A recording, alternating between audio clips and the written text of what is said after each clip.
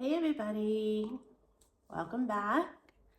Sorry it's been so long. First of all, thanks to all of you for being here and for watching this video. If you like our content, then I'd love it if you liked the video, if you shared it, if you want to reach out to us on social media, it's on Instagram and on Twitter, that'd be great. If you could subscribe as well, I'd appreciate that too. I'm just glad that you're here and you're sharing your Sunday afternoon with me for a couple hours, and thanks. The child finished her term of school, but we're going to talk a little bit about her reflection on that and our experience with that. We're also going to talk about the fact that I got a job. I'm very excited about that.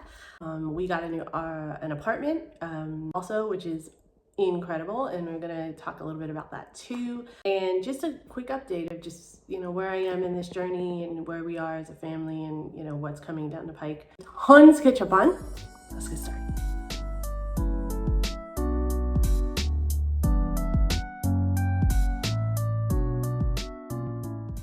So yeah, school. It was only a few months, obviously, because we came into the middle of the year. The reflection of school has just been incredible for my daughter from our perspective. A little bit of pressure on her, obviously, because of the culture variants and stuff that she's dealing with, but overall, she just seems a lot more relaxed. She seems a lot happier. Her challenges really are coming from all of the pressures and expectations that were ingrained in her from the American school system and trying to let go of them. So in America, they were talking about college, long-term education plans, things that you want to do for the rest of your life, really from like second grade-ish, which is like 7 or 8. They put a lot of pressure on the kids with testing, and you have to pass certain tests in order to pass the class in order to move on to the next grade level. Testing is huge in America. It's where a lot of schools, the federal funding gets determined by the test scores in a lot of situations. Also local school board and state funding gets allocated based on test scores as well. But with all of that comes a lot of pressure on the children as well from a very young age to do well, to make really good grades. The primary way of gauging that success is through testing. And so there's just such a huge emphasis on testing and really passing the test rather than cultivating the child, addressing the child's specific needs for how they learn and making sure you're addressing that and trying to get through to the children who are struggling in the traditional way of learning, or really taking the time to promote problem solving skills and cognitive skills and I forgot the name of it. Their ability for them to think on their own and not just regurgitate facts and answers to tests. So in the UK system, it's a lot less pressure on testing. You still have pressure. I mean, you still have to do well, and they still gauge you and grade you. But a lot of the pressure comes from the idea of that you're going to get out what you put in. So if you don't put in a lot, you don't put in a lot of effort, you don't try to study, you don't try to learn, you're not going to get anything out of the education, and then your future may be affected based upon that. They do test at the end of the year to gauge where you are, but only to determine which level of classes to put you into the next year. So if you need additional assistance in a certain area, or you're excelling in a certain area, will adjust their path through the school based on those test answers. She felt a lot of pressure at the end of the year to do really well on the tests because of the previous, experience in America. And the school itself was not putting all that pressure on them. She ended up doing really well on her testing, which was incredible because she left school in the beginning of January or the middle of January. And she didn't go back to school until we got her in school here, which was in like April. That structure was lacking. So that was an adjustment, plus adjusting to the new culture. And also there's things that she was learning here that she didn't learn in her school, like theology. So they teach theology here so that you have an understanding of all different religions. And she did not have that in America. Even though she had come into the middle of all of that, she picked up really quickly and actually did really well in those areas particularly.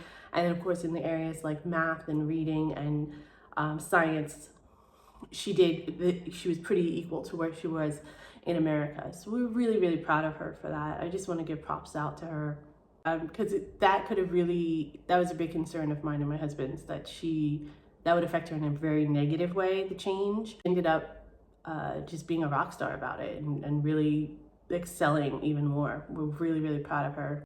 And I'm really excited for her to start school again, because now that she's going to be a little bit more comfortable and that pressure's kind of off of her, and she's starting at the same time as all of her friends. And I think that's going to be really positive for her. It's a big year of growth for her, not just intellectually, just in her personality and her comfort level here. I hope so. She can do anything. She's amazing. I don't know where she gets it from because she definitely is smarter than me and my husband combined, but thank God, because the whole world is open for her. And I'm really looking forward to seeing what she can do in this next year.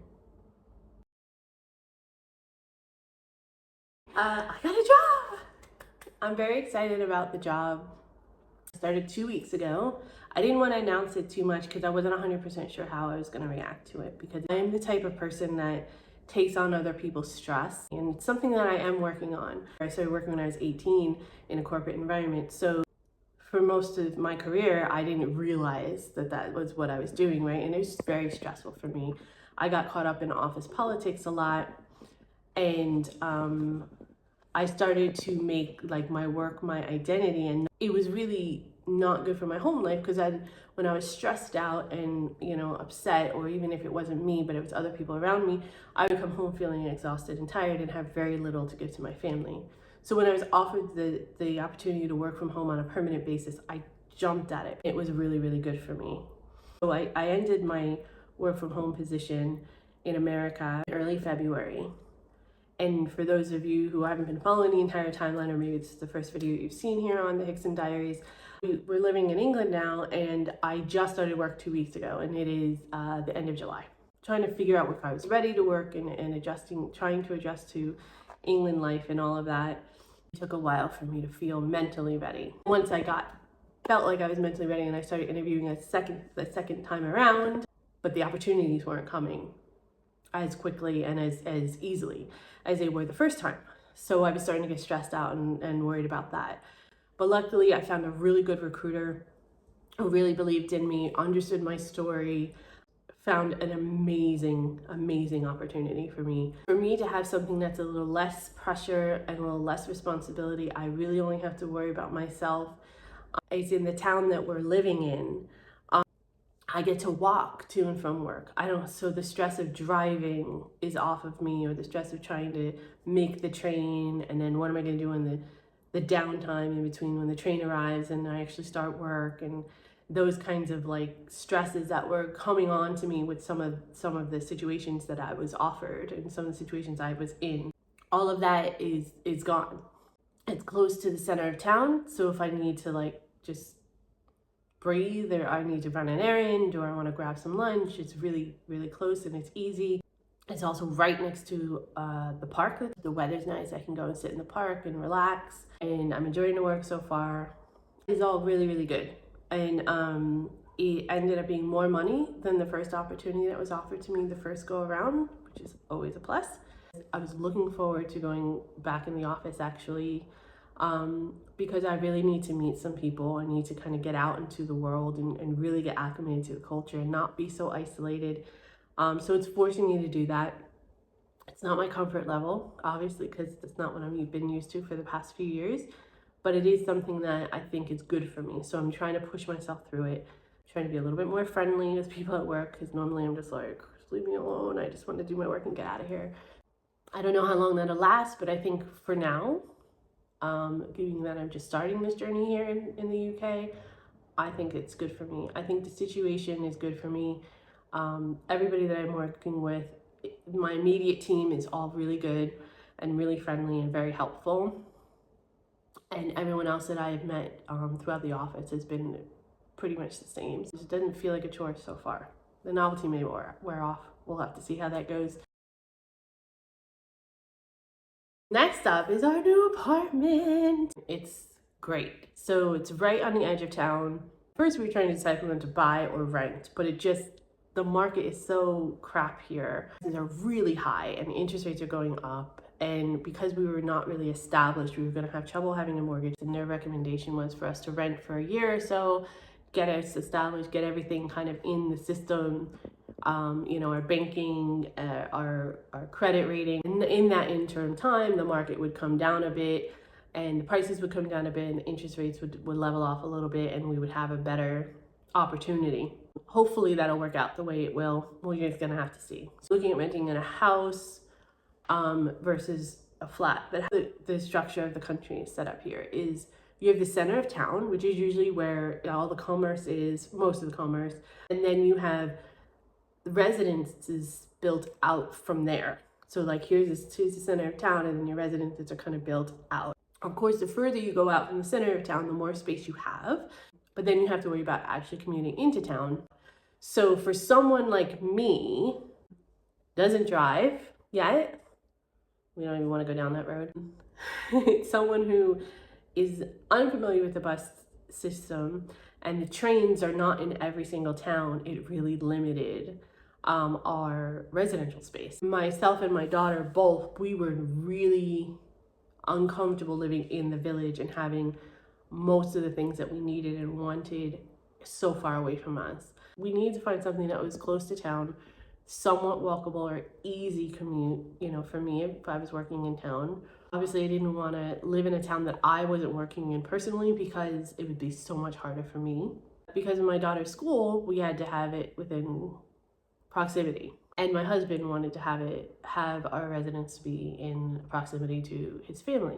And my husband wanted to have some kind of outdoor space, and that's hard to find, especially when it comes to apartments and flats. Luckily, the town that we picked is in the vicinity of my mother-in-law, which is where we were living. So we're familiar with the commute between the two towns. It had the train station, and then the town that we're in is bigger. It has a train station. It actually it's a hub of a train station, so you can get to London very easily from here. We can get to our friends that live closer to London as well, and of course we can get to his mom via train. All of that's amazing. Being an hour train ride to London, that's like when I lived in New Jersey and I was like an hour train to New York, so that's cool and that's comfortable for me. The closest beach is like 20-minute train ride. In the town that we're in, there's also an international train station. We definitely picked the right town. We were lucky enough to find some of the brand new flats that were being built on the outskirts of town. It has this nice balcony that overlooks the edge of the park. It's a short walk to my office. It's about a 10 or 12-minute walk to my office. It's about a 10-minute walk to the center of town. It's about a 15-minute walk to the train station. And then on the other side of our complex is a big, it's not that big, it's a park with walking and biking and running trails, a brand new playground. It's like perfect for me and my family. And just a quick update, because I haven't been able to do an update and really have a cohesive conversation. With been a little bit concerned about me because the last video I put out I was crying. I don't like being vulnerable, in case you haven't noticed. It's actually a huge step that I even posted that video, because I did go back and forth. It was kind of a battle for me because at the end of the day, this is real. This is like I'm not doing this for money. I'm doing this for me, and I'm doing this because hopefully someday, somebody will see something that I'm going through and be able to relate, and maybe it'll help them, and it's helping me in the process. So, that's why I'm doing it, and I'm enjoying doing it. So that's what it is. But I have to be honest about it. Not everything is fucking roses in life. Not everything in, moving to a new country is fun. There's a lot of shit to deal with moving to a new country. I am constantly uncomfortable here. That's real. I mean, every instinct that I was raised with has to change. Which way I'm looking when I cross the street first. Like, which way do I look first? Driving was hugely stressful. There's a vlog coming out about that too. It didn't go well at all. Driving is just an example. But it's those types of instincts that are very difficult because you have to fight everything that you're used to and to fight like where you have trained yourself, your body and your mind to go. Imagine if you go to a grocery store and your favorite grocery store that you're used to and you've been going to for like 5 years closed down and you have to go to a new grocery store. And that like those first couple trips where it's like you get anxiety about where is this stuff? Do they carry this brand of stuff? Do I have to try this brand of stuff instead because I can't find it? Little anxieties and annoyances that come, with that small little change, which if you're in your own space and you're in a comfort zone outside of that, they're so minute. But when you're in a space where you have to constantly have those kind of decisions or those kinds of like mini conversations in your head about things all the time, all day long, every single day, it's really exhausting. Nothing is familiar.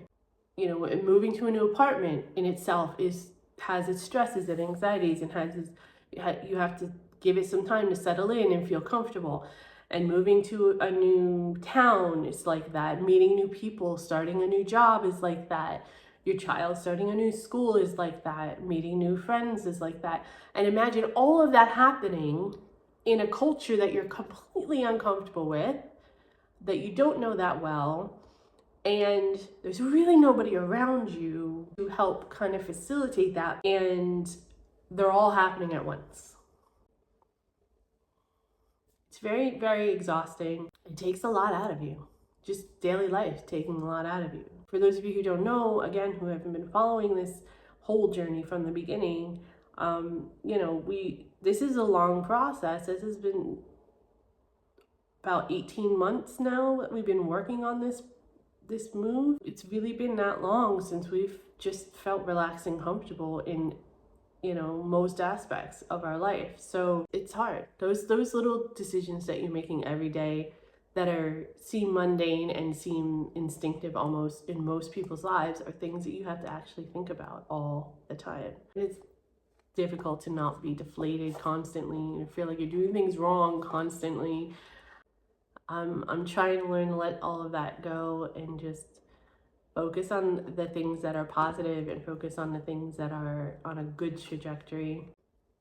I'm so confident in the decision overall. I've had moments of doubt as I've recorded and talked about, but those were just moments where I just felt super deflated and overstimulated with the changes and the decisions and things like that. Overall, the primary reason that we made this decision was for the health and well-being of our daughter and her future, and that hasn't changed. So I just have to keep reminding myself that is definitely still the reason, and that is still a valid reason, and it's still a reason worth fighting for. She's the only person in my life that I would fight this hard for, and I would go through this much stress for. She better fucking appreciate it. That's all I have to say. That's all I need. It's the hope that someday she's gonna, even if, you know what, I don't even need her to say it to me. I don't care if she ever says it to me. Just seeing her happy and relaxed and seeing opportunities open up for her that she wouldn't have had otherwise, that it would be enough for me to validate the decision and to make me feel like it was worth it. So I hope that someday in the future I can do a video where I've said my dream came true and I'm comfortable, my family's comfortable, and it was the best decision I ever made.